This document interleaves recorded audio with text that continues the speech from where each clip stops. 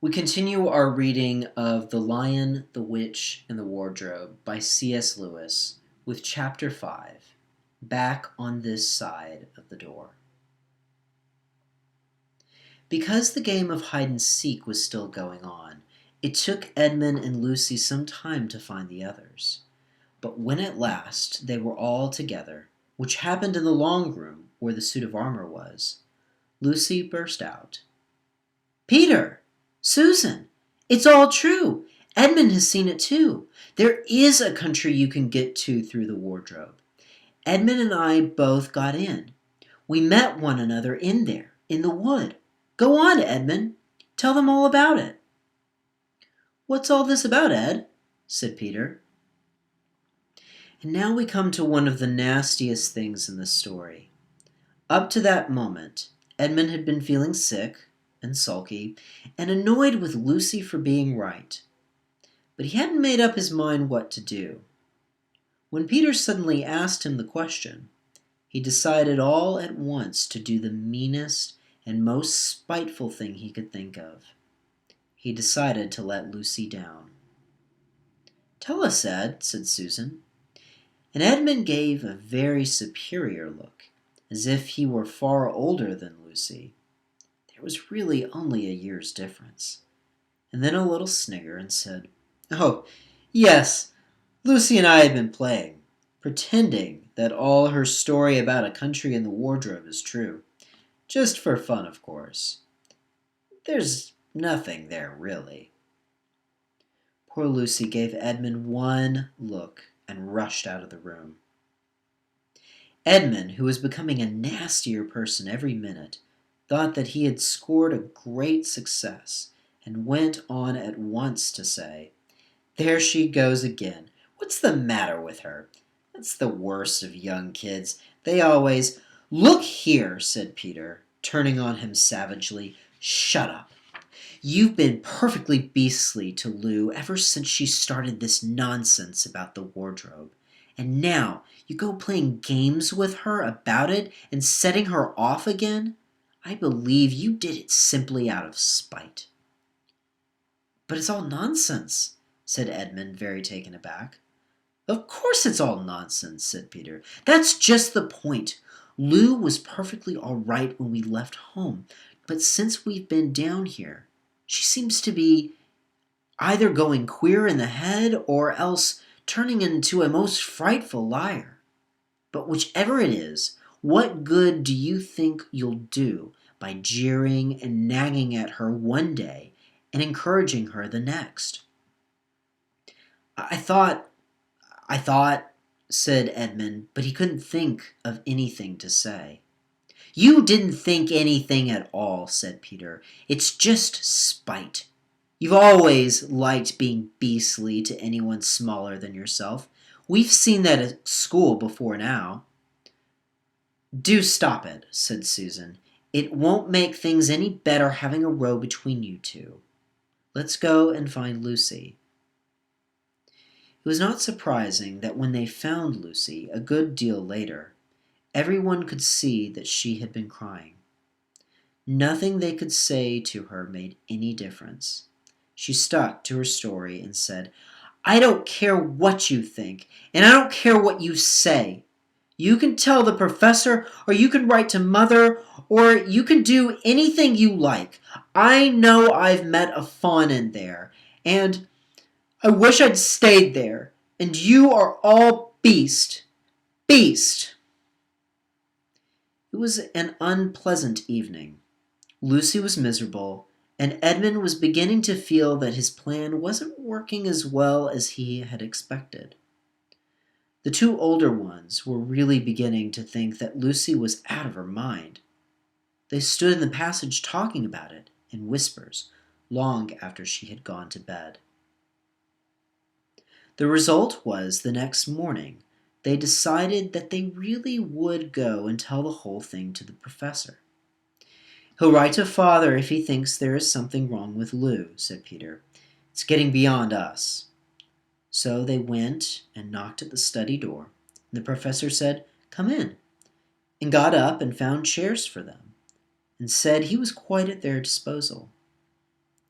Then he sat listening to them, with the tips of his fingers pressed together and never interrupting, till they had finished the whole story.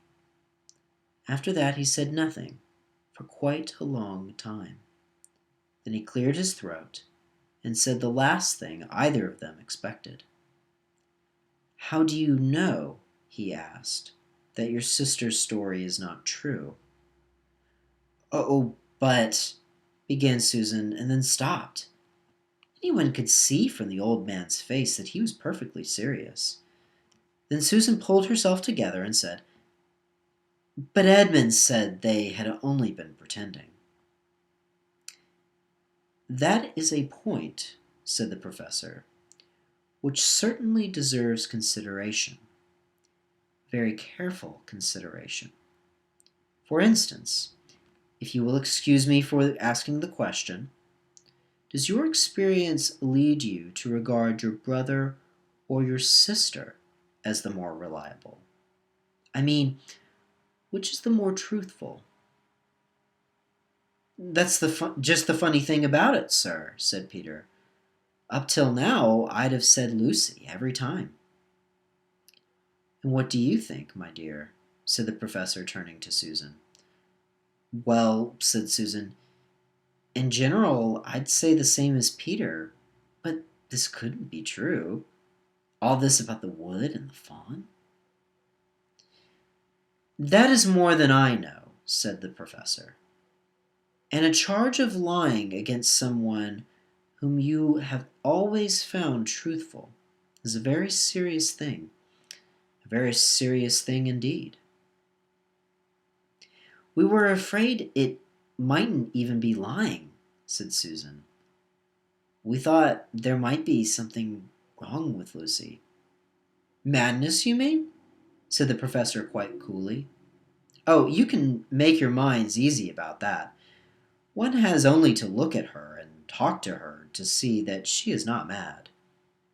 "But then," said Susan, and stopped. She had never dreamed that a grown-up would talk like the professor, and didn't know what to think.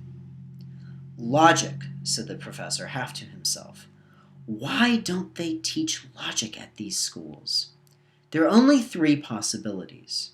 Either your sister is telling lies, or she is mad, or she is telling the truth.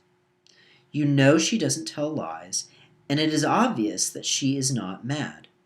For the moment, then, and unless any further evidence turns up, we must assume that she is telling the truth."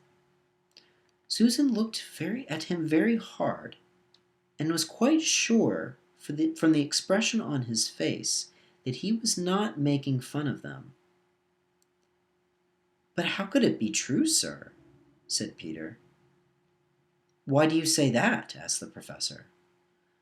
"Well, for one thing," said Peter, "if it was real, why doesn't everyone find this country every time they go to the wardrobe? I mean, there was nothing there when we looked. Even Lucy didn't pretend there was." "What has that to do with it?" said the professor. "Well, sir, if things are real, they're there all the time." "Are they?" said the professor, and Peter did not know quite what to say. "But there was no time," said Susan. "Lucy had no time to have gone anywhere, even if there was such a place. She came running after us the very moment we were out of the room. It was less than a minute, and she pretended to have been away for hours." "That is the very thing that makes her story so likely to be true," said the professor. "If there really is a door in this house that leads to some other world, and I should warn you that this is a very strange house, and even I know very little about it. If, I say, she had got into another world, I should not be at all surprised to find that the other world had a separate time of its own, so that however long you stayed there, it would never take up any time in ours. On the other hand, I don't think many girls of her age would invent the idea for themselves. If she had been pretending, she would have hidden for a reasonable time before coming out and telling her story. "But do you really mean, sir," said Peter, "that there could be other worlds all over the place, just round the corner like that?" "Nothing is more probable," said the professor, taking off his spectacles and beginning to polish them, while he muttered to himself, "I wonder what they do teach them at these schools." "But what are we to do?" said Susan. She felt that the conversation was beginning to get off the point. "My dear young lady," said the professor, suddenly looking up with a very sharp expression at both of them, "there is one plan which no one has yet suggested, and which is well worth trying." "What's that?" said Susan. "We might all try minding our own business," said he. And that was the end of that conversation. After this, things were a good deal better for Lucy. Peter saw to it that Edmund stopped jeering at her, and neither she nor anyone else felt inclined to talk about the wardrobe at all. It had become a rather alarming subject, and so, for a time, it looked as if all the adventures were coming to an end. That was not to be. This house of the professor's, which even he knew so little about, was so old and famous that people from all over England used to come and ask permission to see over it. It was the sort of house that is mentioned in guidebooks and even in histories, and well it might be, for all manner of stories were told about it. Some of them were even stranger than the one I am telling you now. And when parties of sightseers arrived and asked to see the house, the professor always gave them permission, and Mrs. McCreary, the housekeeper, showed them round, telling them about the pictures and the armor and the rare books in the library.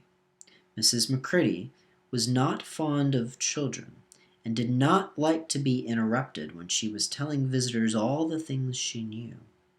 She had said to Susan and Peter, almost on the first morning, although along with a good many other instructions, "And please remember, you're to keep out of the way whenever I'm taking a party over the house."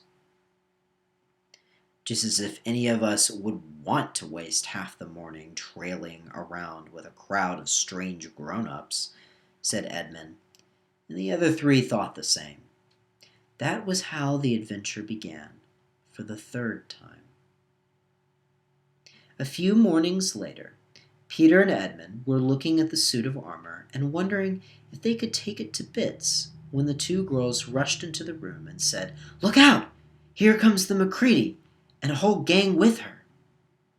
"Sharp's the word," said Peter, and all four made off through the door at the far end of the room.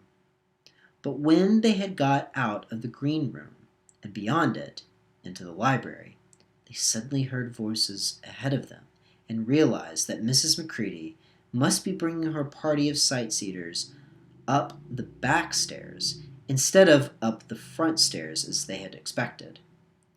And after that, whether it was they lost their heads, or that Mrs. Macready was trying to catch them, or that some magic in the house had come to life and was chasing them into Narnia, they seemed to find themselves being followed everywhere, until at last Susan said, "Oh, bother those trippers! Here, let's get into the wardrobe room till they've passed. No one will follow us in there." But the moment they were inside, they heard the voices in the passage, and then someone fumbling at the door. And then they saw the handle turning. "Quick," said Peter, "there's nowhere else," and flung open the wardrobe. All four of them bundled inside it, and sat there, panting, in the dark.